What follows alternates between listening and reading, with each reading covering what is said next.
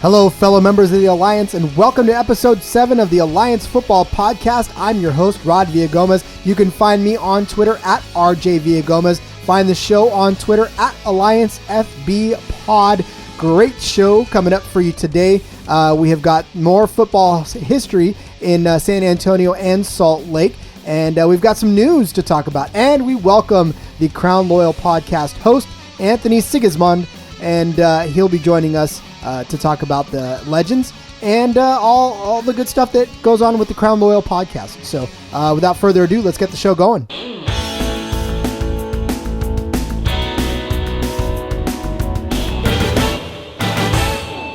It's time to continue our history lessons, as this week we find ourselves going into the football history of San Antonio and Salt Lake.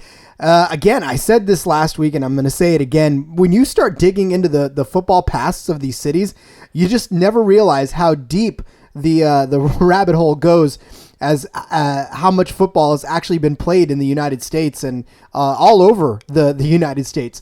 So let's turn our attention to San Antonio, where we start with the San Antonio Toros. In 1967, they existed. They were part of the Continental Football League, which by way of the Texas Football League, and then turned into the Trans-American Football League. So there was a lot of stuff going on there. But the Toros in 1967 played in all three of those leagues in one iteration or another.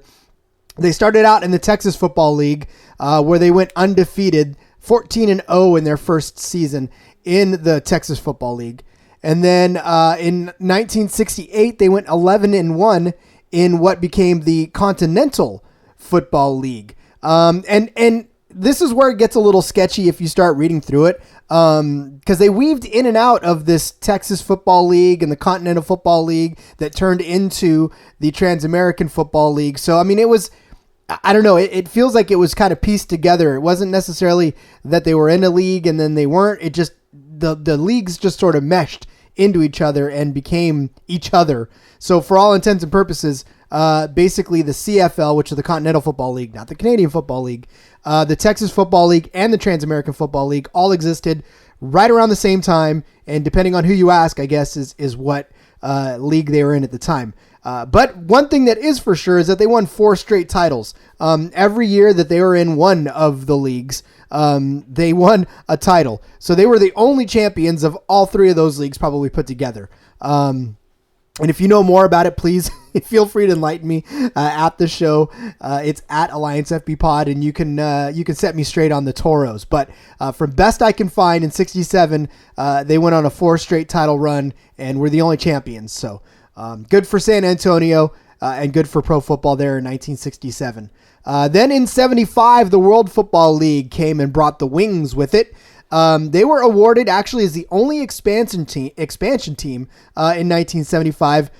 They actually took over the Florida Blazers franchise, right? We talked about Florida, the Blazers, a while back. They had to fold due to all kinds of shady stuff and mismanagement of the team. And then in 75, they awarded the franchise rights to the Wings. So it wasn't necessarily that the Florida Blazers became the San Antonio Wings. It's just the franchise rights were handed over, and San Antonio got football in the World Football League. But that team really, actually, it consisted mostly of Florida Blazer players anyways, and coaches after that team folded. But again, it wasn't like an expansion as you would know it, as far as the history of the team became the history of the Wings. That wasn't how it happened. But in the only season in 1975 of the Wings in the World Football League, they went 7-6. And then of course, halfway through that season, the whole World Football League actually folded anyways. So it was a short-lived experiment for the San Antonio Wings. And then in 1977, a couple of years later, the American Football Association, brought the Caros with it. And look, this was actually branded a minor league. It wasn't necessarily a major league. It was still a pro league, but it was a minor league.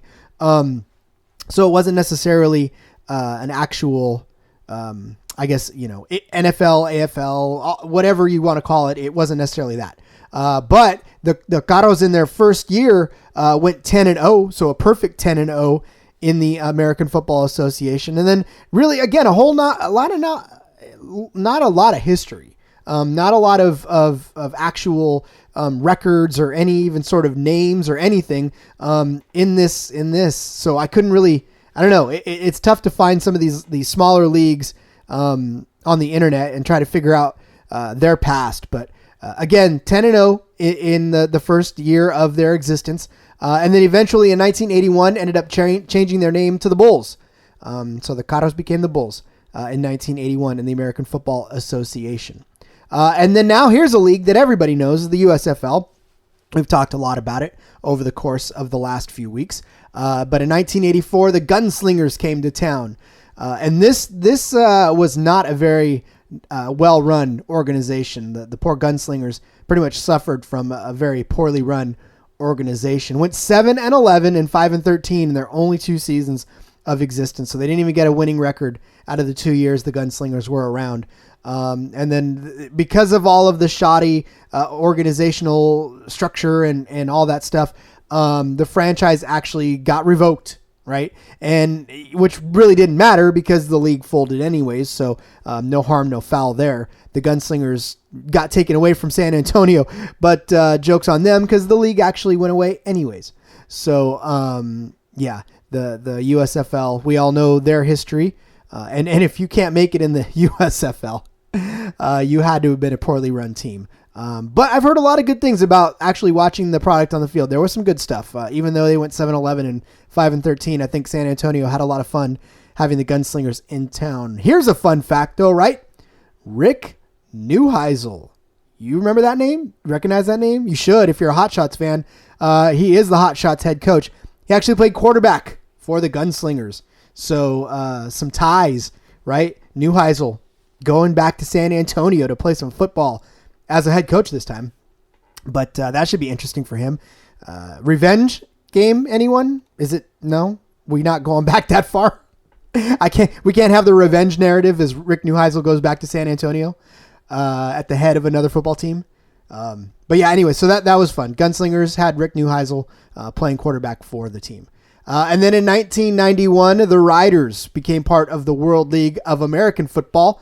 And then they had to actually move outside of the San Antonio city limits because they couldn't serve beer in the high school stadium that they were playing in. So in order to be able to serve beer at a football game, they had to move outside the San Antonio city limits. That's pretty funny. But the GM for the Riders were Tom Landry and Tom Landry Jr. So there's a couple of historic names in there, right? And another quick tie-in, the head coach of the Riders is now the Commanders head coach, Mike Riley. So we've got more crossover from this AAF world into the past of city's histories. So again, the San Antonio Riders had head coach Mike Riley, who is now head coach of San Antonio, of the Commanders, which is kind of cool, right? Now Mike Riley comes back and gets to coach in San Antonio again, which is why everybody's all excited. They finished 7-3 in 91, but actually did not end up making the playoffs. And then, of course, the World League of American Football fell on hard times, and the Riders actually gave way to, in 1995, the San Antonio Texans of the Canadian Football League, this CFL organization. They were actually set to play as the Texans in 93, but money issues actually kept it from going on. So there was no San Antonio football in 93 or 94. But then the Sacramento Gold Miners ended up folding. And so they actually took over, the Texans did, as from the Sacramento Gold Miners. So they actually got, again, another franchise from another city. But this time they actually did keep all of it, and they renamed the Gold Miners into the San Antonio Texans. And this is interesting because this actually, the San Antonio Texans had one of the few American stadiums that could actually accommodate an entire CFL field. So they were actually way better off in the long run than most of the American counterparts because their field was actually big enough to accommodate an actual CFL field. And then, of course, they featured a very, very prominent CFL quarterback, David Archer, as one of their quarterbacks. And then they folded after the only season that they actually played, finishing second in the South behind the eventual Grey Cup champs, Baltimore. Now, the reason that they could not keep the San Antonio Riders name is because in the world of the CFL, there was actually at the time 2 teams that were Rough Riders. One was the Saskatchewan Rough Riders, and then the other was the Ottawa Rough Riders. One is Rough Riders, which was Ottawa, and then Saskatchewan is the Rough Riders. But both teams were referred to as the Riders, so to add another team called the actual Riders would have been out of 10 teams, 12 teams, 14, would have been a very, very confusing situation. So they just decided to change their name altogether to the Texans. And then in the Spring Football League brought the Matadors with them, right? The league was supposed to be 10 teams, 12 games, but they ended up changing it to 4 teams and 4 games. This Spring Football League in 2001 was actually founded by Eric Dickerson, Drew Pearson, Bo Jackson, Tony Dorsett. And they only ended up playing a total of 4 games. And I don't mean 4 games apiece. They played 4 games total. 2 and the San Antonio Matadors went 2-0 and were named co-champion with Houston, who actually also were 2-0. So you want to talk about very, very short-lived league. That one did not last very long. And then in 2005, the Saints came to town. They were relocated for part of the season because of Katrina. And then due to the popularity, actually, San Antonio tried to make a push for its own NFL team, but of course we know that did not work. Some indoor arena leagues teams to talk about. There's in 92, the Force, the San Antonio Force. They finished 2-8 in their only AFL season. And believe it or not, they were a hidden sports team on EA Sports Arena Football. So if you played EA Sports Arena Football in the 90s, they were a hidden team in that.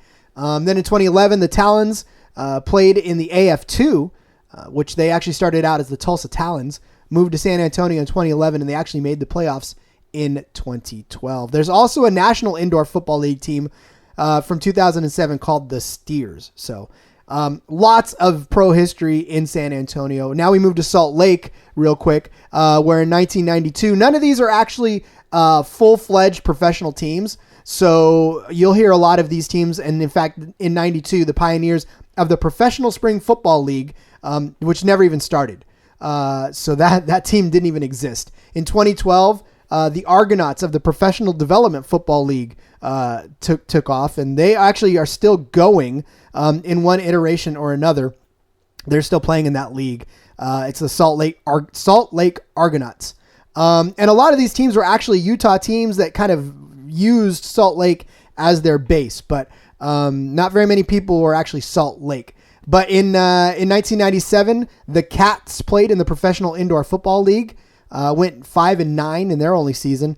In 2001, the Rattlers / Express played in the Professional Indoor Football League again. And this is actually listed as a defunct team with no record whatsoever, but it's still listed as a team.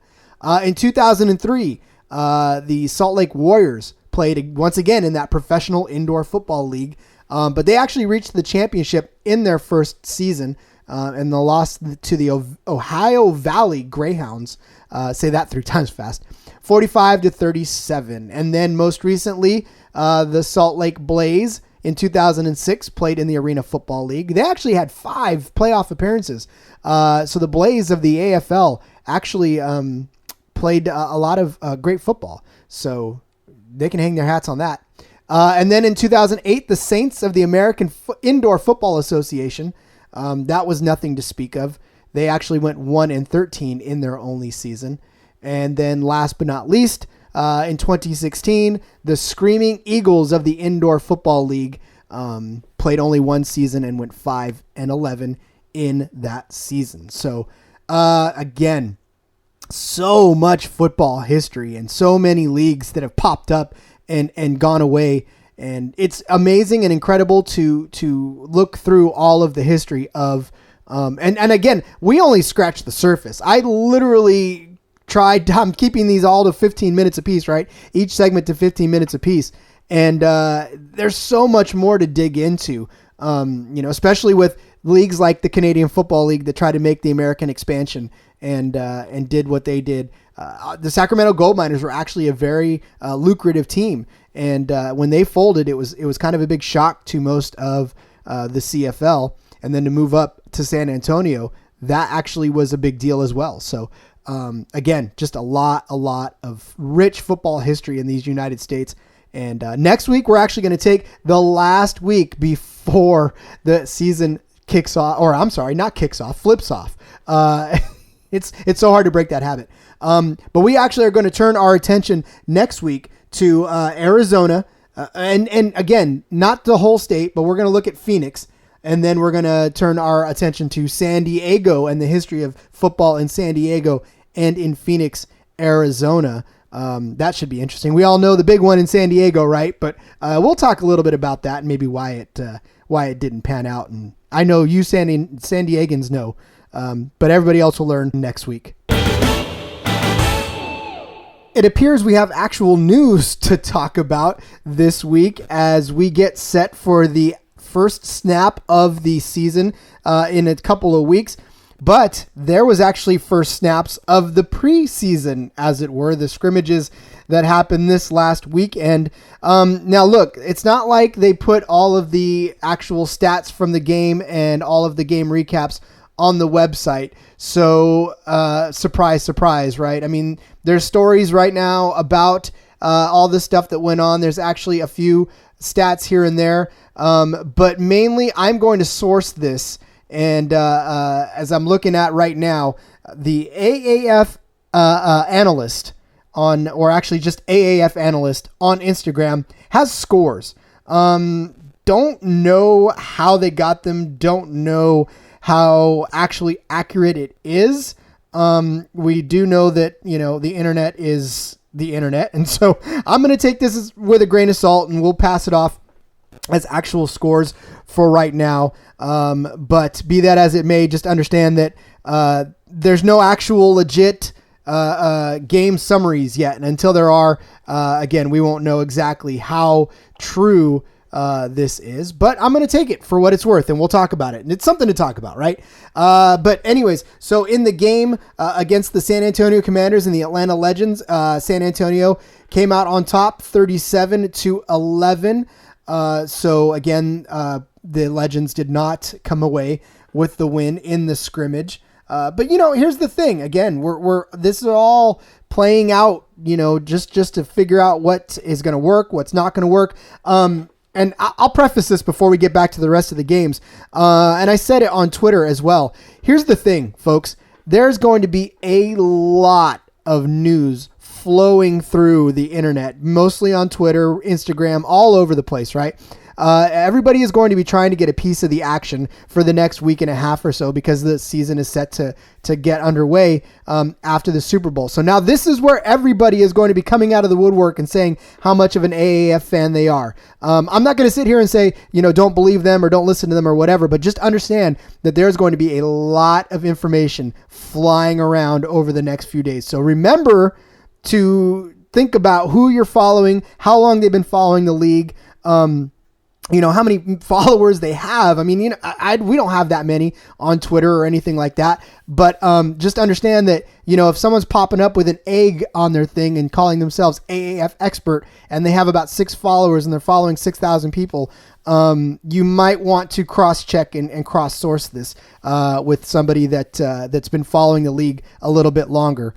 Because again, we have so many people that are trying to jump on that they want to be in there and they want to be first. Now there's some very credible sources. Most of the podcasts that are out right now, especially the team podcasts, are all quite credible. They have relationships with the organization in one way, shape, or form. So a lot of their information is coming from a source as much as they can tell them. And you've heard it in interviews before on some of these shows with the high-level officials that are like, listen, we can only tell you as much as we can tell you, and that's about it. So understand that if you're getting information that seems a little too good to be true, it might be too good to be true. So just understand and take that with a grain of salt.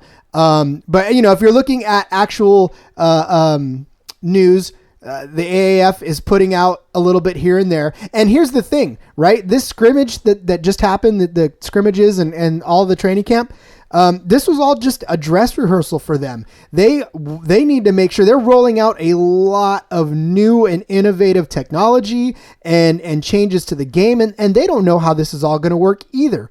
In theory, they knew what they wanted to do, but even in training camp, you can't really simulate that. So these scrimmages, these games that just happened this last weekend, was their dress rehearsal, was trying to figure out whether or not what they envision in their head is actually going to play out on the field. So will the shorter play clock work for them? Will the no kickoffs work for them? Will the new onside rule, which is making some buzz right now, work for them? In fact, there's even some controversy on what actually the onside rule is. Is it 4th and 10 from the 35? Is it 4th and 12 from the 32, the 28? I don't know. There's so many speculations out there on what exactly is going on, that it is going to be very dizzying over the next week and a half until this thing actually gets underway, with everybody trying to weigh in with their 2 cents. So like I said, a safe bet is if the podcast has been around longer than the league itself, it's credible. If you've heard officials on the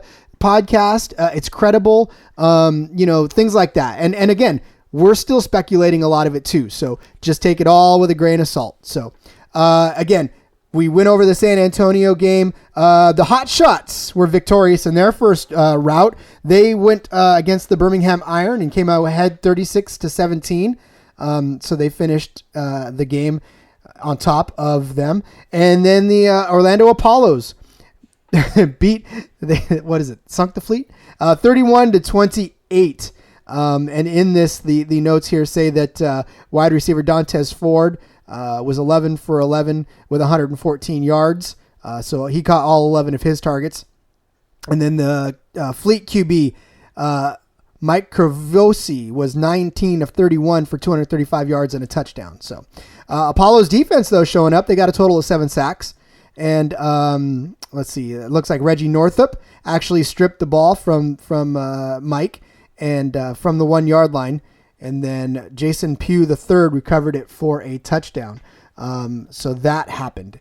So again, some very, very close games in this opening scrimmage weekend. So it's going to be a lot of fun to watch these guys play. It's going to be a lot of fun to see them finally get there for real. And then in the last game also, it looked like the Stallions beat the Express 29-22. So they walked away. The Express did not get the win in their first scrimmage, which is okay. Again, these are all just scrimmages, and they're all just trying to figure out what is going on. But they do say on the website that actually the quarterback situation, as we followed in Memphis, they have a lot of quarterback talent there in Memphis. And Christian Hackenberg actually seems to be the one leading the way. He was 9 of 15 for 128 yards and a touchdown, a 19-yard score to wide receiver Fabian Guerrera. So, Hackenberg's looking good. People thought Mettenberger was going to be the one. I'm sorry, Metten Bacon Cheeseburger was going to be the one. But unfortunately, it looks like for him, Christian Hackenberg is actually taking the reins. So the running game for the Express, only 53 rushing yards on 28 carries against Salt Lake. So not a lot of work in the rushing game for the Express. Rajon Neal carried the ball the majority of the times. He had 7 carries for 47 yards. And then, just little things like the linebackers, obviously, Coach Singletary being the head coach, you would think that the linebackers are going to be key, and so they are. Turn our attention to the Commanders. Actually, the Commanders actually did a very good job on their scrimmage, and they've got a lot of very impressive players. One of which is Mikhail McKay. There you go. Who's actually trying to be a wide receiver, and hopefully he will make the team. So he caught himself a 39-yarder from Logan Woodside, and then later got himself a 9-yard touchdown to help his cause. So anytime you can get on the end zone or in the end zone, it's pretty good. And you definitely want to make a good impression that way. David Cobb as a running back. He finished with 26 yards and a touchdown from scrimmage, but his opening run actually was the best of it all. He was stopped initially at the line of scrimmage, but he took over a couple of D linemen and got a third tackle away from him to get 9 yards. So it looked like a tough run for Cobb, and he's trying to make the roster as well. So lots of takeaways from this. I highly suggest that you go read the articles here that are posted on the AAF. A lot of great information. For the Hot Shots, they're actually celebrating a defensive back called Jaleel Wadood. And he actually got himself a interception return for a touchdown during the scrimmage. So that was great for them. And they've got a lot of good players that they're looking for as well. Among them are wide receivers Marquise Bundy, Freddie Martino, and Rashard Ross. They combined for 8 catches and well over half of the Hot Shots receiving yardage. So again, lots of great takeaways, and we will not know for sure, these guys, if they're even going to make the rosters, because we'll know tomorrow, as a matter of fact, how many of these guys are going to make the 52-man roster, because it is being reported all over the place that roster cuts will be finalized by tomorrow afternoon. There was a rumor that said it was going to be today. As we're recording this, it's a Tuesday. As you're listening to this, tomorrow will be today, which is Wednesday. So roster cuts should be done by the time you listen to this today, and we'll know who's on the 52-man roster. Exciting times, because now we can finally get to the point where we can start doing some roster breakdowns and some actual maybe game matchups and who's going to fare well against their opponent. I know there's a lot of folks that are out there starting fantasy leagues already, and I just got to tell you, I know that it's so difficult to do this when there's still cuts to be made. If you're drafting with 75 guys on the roster right now and they got to cut more than 20 of them, most of those guys, if you drafted them, are going to be gone. So be careful if you're starting fantasy drafts right now. And speaking of fantasy and speaking of the like and all kinds of news, don't know how much we can know this, but apparently the app will be ready to go on February 2nd. So everybody's clamoring for that app. Everybody wants that app. We're all trying to figure out what that app is going to do. But we're all supposed to be able to know on February the 2nd. So mark your calendars for Saturday, because that is when the app is supposed to drop. And we'll be able to watch the games, and we'll be able to keep track of our fantasy. Again, part of this scrimmage, I'm assuming, had to be trying to figure out if the app was going to work. I'm sure they had plenty of their camera operators out there. I'm sure they had this all set up like an actual live game so that they could figure out the glitches in their app, the glitches in their equipment, their broadcasting equipment. I'm sure the announcers were probably out there and had, a run through as well. So we will hopefully see the app come the 2nd. And really, again, what that app is supposed to be a hub for us fans to be able to do just about everything. They're supposed to, again, stream the games from the app. We're supposed to be able to have a community. I'm sure they're giving everybody's social media, you can be able to follow straight from the app. And all that other good stuff. And so, as they were stress testing this weekend, it was probably, again, a very, very stressful time for all the folks on the staff, because they had to figure out whether or not this was going to work. So there's a lot of great things, a lot of great takeaways. I've read nothing but positive reports from the few that I've actually heard about the fact that they should be good to go. Everything should be ready to roll come the 9th when this first snap is supposed to happen. And again, if it should. Let's not be one of those leagues that folds before the first game even takes shape. But again, by all rights and accounts, it looks like it's going to happen, and it looks like everything's on the up and up, and that there's actually going to be some positive things to look forward to come the first game of the season. So again, scrimmages. That means that these players are ready to go.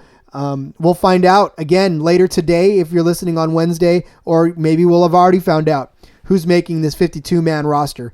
And once we do, we will actually be able next week to have some probably great positional matchups for you, some breakdowns, some game breakdowns, and again, we just get ready for the season to take shape. I know that, again, the Super Bowl is actually next Sunday, so everybody will be glued to the Super Bowl. But keep an eye out because, again, commercials are supposed to be airing for the Alliance during the Super Bowl. So let's take some bets on what the actual commercial is going to look like and how many people are actually going to be hooked into it. I'm really hoping it's going to be a good commercial. I really hope that it's something that NFL fans that maybe haven't heard of the AAF can sink their teeth into and say, hey, you know what? Football doesn't have to end. Maybe I will end up watching next week. And again, we'll have a great product for them to watch.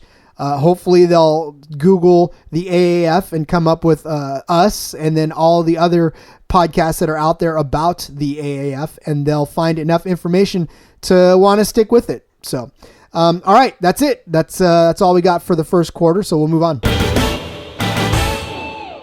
Joining me now is a fellow podcaster, and I'm loving the fact that we are having all these podcasters on this show just to give you a taste of what to listen to around the league. And if you are an Atlanta Legends fan, this man and his co-host are your representatives in the Crown Loyal podcast. He is Anthony Sigismond, and he's joining me today. Thanks you, Anthony, for coming on the show. Yeah, thanks for having me on. I appreciate it. Absolutely. Okay, first things first. You heard there was an AAF getting going. You heard there was an Atlanta team coming. What were your initial thoughts, and what led you to actually make this Crown Loyal podcast?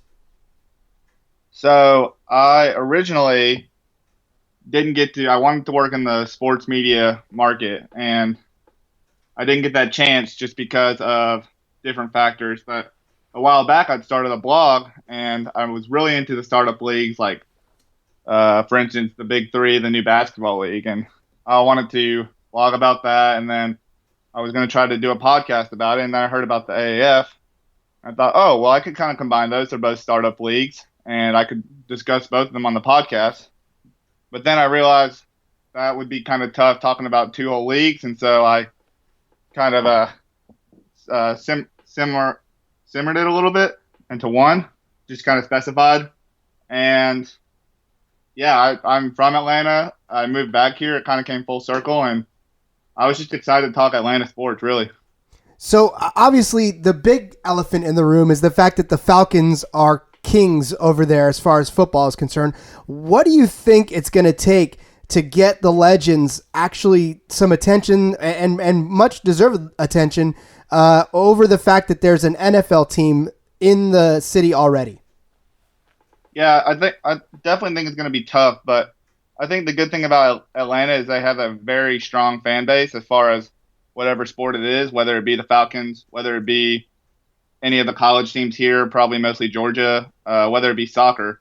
And so I think they just do a good job or the fans do a good job of really rallying around any type of team that represents Atlanta well. Obviously, we're the Legends for a reason, and we've had a lot of good representation in the past. So I think really what it's going to take is people love football in the South and people love football in Atlanta. And I think that's really the only message you need to send people, to tell them, like, hey, support us. And I think people will respond well to the Legends being in Atlanta, despite the fact that the Falcons are here. And I think the fact that it's a spring league, right? I mean, this is kind of a different situation where if you were trying to put up another fall league, obviously the Falcons are going to crush it. But now that it's a spring league, and I know that there's a lot of talk about people having fatigue after a long NFL season trying to pack the stands for another professional football league. But, you know, if what you say holds true and then Atlanta does embrace its sports teams, then yeah, this would definitely be a no-brainer for Atlanta to fill the seats, yeah? Yeah, absolutely. I agree. And I think just, with Georgia and the Falcons, they kind of had some mishaps in some big games. And then with United coming through for us, I think, people want to continue to ride that triumphant victory of the United in any way possible. I think the Legends are a good fit to kind of just fill that void.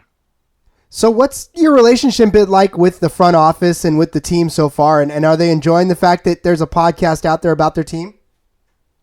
Oh, I believe so. I mean, it's been really great so far. I actually met them at the watch party for the quarterback draft, and we, me and the account executive, or the guy I bought my season tickets from, we really hit it off, and we were able to talk. And he invited me on, and invited me into the Legends headquarters, and they've been nothing but helpful. Really, I mean, anything I've had to ask or anything I've wanted to get from them, they've been nothing but helpful as far as uh, giving out that information to me. So the relationship's been good. I hope to grow it, and hopefully once the guys get back from San Antonio, I can kind of grow some relationships with those guys. That would be the ultimate goal, really. And to tell you the truth, if you have not listened to the Crown Loyal podcast, first of all, you need to. You got to go look it up and listen to it. But pay special attention to the episode where he actually interviewed a couple of high-level officials. I won't spoil it, but the fact that you asked the tough questions right out of the gate, that's great for a podcaster and compelling for a listener. So what was that experience like for you? Definitely nerve-wracking. I did a lot of journalism work in college because I was a communication major, and so it actually been a while since I've actually interviewed anybody, and so definitely nerve-wracking, especially being new to podcasting with the mic setup and being in a remote area. And so it was definitely nerve-wracking, but I think once I was able to get that question out, and they were so nice to respond in the way and the manner they did, I think once that we kind of got past that, I think everything was good from there. It was smooth sailing. Yeah, and that, again, when you ask those tough questions, and I'm not going to spoil the episode, and we're just going to say that it was a very valid question at the time, and definitely one that if you're a beginning podcaster, to have the stones to ask that kind of a question right out of the box, I definitely commend you for that, because not many podcasters are going to go there in their first meeting with folks like you did. So congrats on that one. Thanks. Yeah, you really never know how they're going to react to anything. So I just got nice that, or it was nice that David and Mitch, who were the two guys in the episode that more people can find out about. But yeah, it was nice that they were able to respond so easily about it, and no hard feelings there. So Michael Vick is going to be associated with the Legends. How awesome is that? It's really awesome, and he's a legend in Atlanta, and I think he did so many great things for the Falcons during his time here. And, the type of player he is, he's electrifying, or he was electrifying when he was playing in the league. And so I think he'll bring a lot of those schemes and offenses he's ran in the past, and, that NFL knowledge really to the Legends team. And I think he's a great addition to the team, especially now that we have a defensive-minded head coach. I think he's really going to be more in control of that offense and really have to make sure these guys are lined up right and get ready to go February 9th. But there's also the question out there. I mean, obviously, yes, talented quarterback and all that, and a freak athlete, I guess, is what the kids are calling them nowadays. But really, I mean, does that translate to an offensive coordinator? What do you think? It's hard to say, because Vic, this is his first coaching job, and some players can make that transition a little bit easier than others. But just from what I've seen on the outside perspective and from what I've heard, I feel like Vic has been a good mentor, and he's gained a really good rapport with Aaron Murray, our quarterback right now. And I'm sure he has done it with all the other quarterbacks in camp. So, it's definitely going to have to be one of those things where we have to see for ourselves and see how the offense gets going and how we look coming out day one. But I think that Vic definitely has the ability to coach this team well and kind of implement his style of offense. Any players that are just like completely exciting you right now, that are moving the needle, that you think are going to be super exciting to watch from the Legends on day one? Yeah, I mean, I mentioned Murray. It's going to be good to see him, especially for Georgia fans. And I'm excited to see Denard Robinson again in action. I thought he was done with professional football, and then it was cool to see him back. We have our receiving core looks really good. Mostly the offensive guys. I'm kind of like every other millennial who loves offense, who loves points on the board. But I think we have really good skill position players. I'm excited to see one of our running backs, Tareen Folston. He was was a guy at Notre Dame who was actually sharing the backfield with CJ Prosise at the time before he had an injury, and it was unfortunate for him. I think it kind of derailed how his path was going, but so far what I've heard in camp is that he's looked really explosive and really good. So whether it's Robinson or Folston in the backfield, I think that running back group could be really exciting to watch for the Legends. So speaking of excitement, what is the thing that's got you most excited about watching the AAF and the fact that this league is actually going to be, this alliance, I got to stop calling it a league, but this alliance, that what it's going to offer us fans? Yeah, I think obviously the most exciting thing is that we get more football. We get 10 weeks of more football, and especially just being born in the South and coming from the South, nobody can ever really get enough. But I think the most exciting part is just, for me personally, I wasn't around really when these other leagues started up. So I think it's cool to see the initial beginning of a new league and how it's going to be a complementary, maybe down the road, a feeder league to the NFL, and just see how it works. I've never really seen the start of a new league other than the Big Three in basketball and now this AAF league. So I think the fan experience is going to be really cool with what they've added and how far fantasy has come and the gambling aspect of it has come. So there's a lot of factors that I think is going to be really exciting to the fans of the AAF. Are you a fantasy football player at all? Oh, yeah, big time. Did I even have to ask, I guess? I think everybody is nowadays. That's true. So, what do you think this AAF fantasy is going to look like? Is it going to be daily? What do you think? It's hard to say just because, the limited amount of teams to start off. I think it could be one of those things where it could just be more skill position players, and maybe not a quarterback at all, or a team quarterback maybe. Maybe some sort of you get all the quarterbacks on the team, and then maybe 4 or 5 spots of just skill position players, just because there's more of those to go around. But it could also be one of those things where they have a quarterback, maybe a couple running backs and 3 receivers, but you're restricted to having 1 quarterback maybe. So it's tough to see. I'm really looking forward to see how it's going to turn out. Yeah, I can't wait either. And I can't wait for them to actually unveil the app. I'm patiently waiting for that to happen, but that's still a little down the road. Yeah, that's the one thing I asked about recently to the team president. As you probably know, he could not tell me anything about it. So hopefully it's coming here soon. Yeah, too tight-lipped. But I tell you one thing you can tell us about. You've got a little something special going on for the listeners of Crown Loyal. Tell us what that is.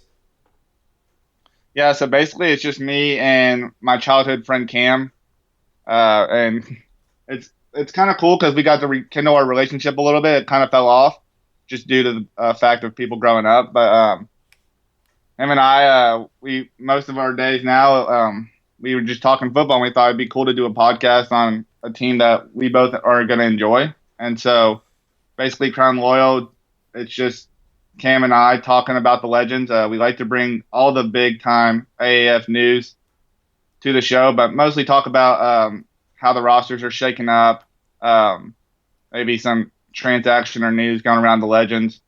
And hopefully in the future we can do some more game previews and analyze the games a little bit, have some players on. Really looking forward to everything that's going to come with the season.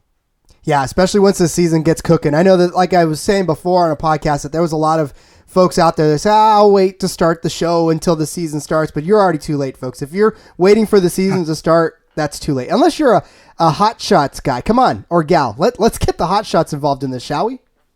Yeah, I'm ready. I wish it was coming now rather than later, but I know it'll come. Yeah, it will. So, hey, you got a special contest going on. Can you tell us a little bit about that? Yeah, so I'm actually giving away 2 tickets to the season opener for the Legends, who they don't have a season or their home opener until the 3rd week, but it'll be February 24th against the Iron. And part of my giveaway has to do with Twitter. I have a pinned tweet up right now on my Twitter at CrownLoyalAAF. And all you have to do is follow the account, like the pinned tweet and then tag 3 people on it, and you can win 2 free tickets down here to Atlanta and watch them play the Iron. So I hope more people get involved with it. I really do, because I'm not very popular at the moment, so the chances of winning are pretty high.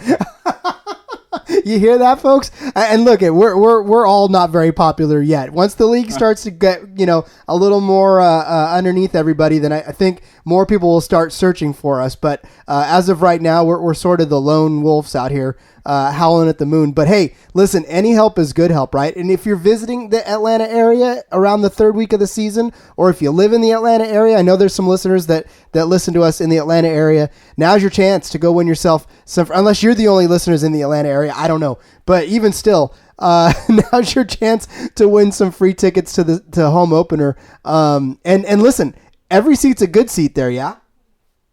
Yeah, absolutely. I mean, can't remember exactly where these seats are, but yeah, I don't think there's a bad seat in the house, and now's the time to do it. I mean, I don't know what I'm going to do with these tickets if I can't give them away. So, you'll give them away. Believe me, you will.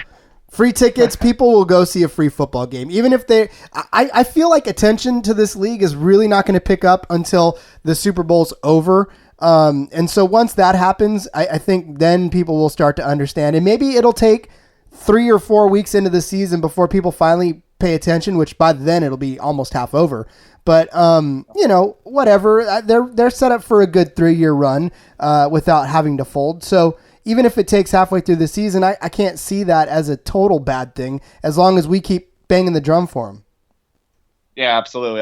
I'm excited to see how far this can go. I really am, because I think just with all the leagues in the past and the guys who are now in the AAF who have come from past startup leagues and their experience behind it, I think this league has a shot to be really successful. So just keep on banging that drum. Yep. You do the same. I'll tell you what. And search it when we've been going through the history of all these AAF cities for the last few weeks, and this week we've got a couple of good ones as well. But I mean, all these startup leagues, some of them didn't even get off the ground, and the folks in San Antonio, they've had some crazy rides, and they've already heard it by now. But I mean, teams that have barely existed in other leagues and then been successful but folded. It's just so crazy. But yeah, hopefully this league is set up for a good long stay, and as long as we can keep being the champions out there and passing the word of the AAF, I think we're in good hands. Yeah, absolutely. I think, like you said, once the Super Bowl gets done and people realize they might not realize that there is still football, but those people realize, oh, there's no more football, and then try to find some way to interact and continue to be involved with football, and they'll realize AAF is around. So hopefully people will start to realize sooner rather than later. Oh, I think they will.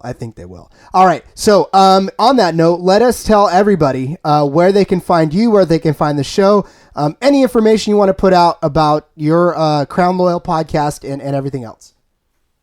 Okay, yeah. So right now we're on Podbean, and we recently put our show on Apple Podcasts, Google Play, and Stitcher. So starting to expand a little bit.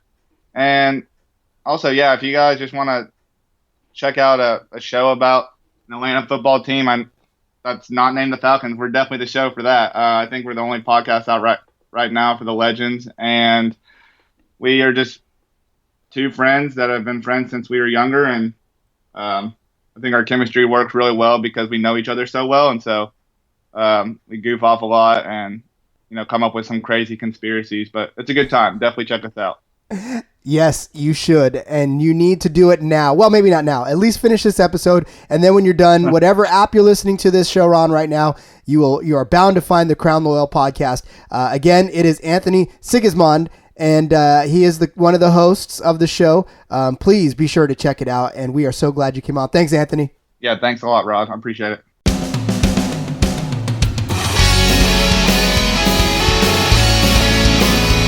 That'll put an end to yet another episode of the Alliance Football Podcast. Episode 7 is done. Thank you so very much for listening. I want to thank a big, huge thank you to Anthony Sigismond of the Crown Loyal Podcast. Again, make sure to look for him anywhere that you find your favorite podcasts, and of course on social media on the Crown Loyal Podcast. So big things to come, and wow, the season is absolutely almost here. We only have to suffer through one more week of NFL, and then we get to actually enjoy a new league. Yeah. Suffer through that, the Patriots winning another Super Bowl. But on the other end of that, guess what? We get to watch ourselves a brand new football league, and we all get to cheer for fresh faces and not somebody that has won 600 of the last 459 Super Bowls. So, all right. Anyways, that's it for it, and we are going to wrap up the show, and we are going to be 1 week closer to a brand new football league in the Alliance. So I just can't wait. We'll see you next week for more.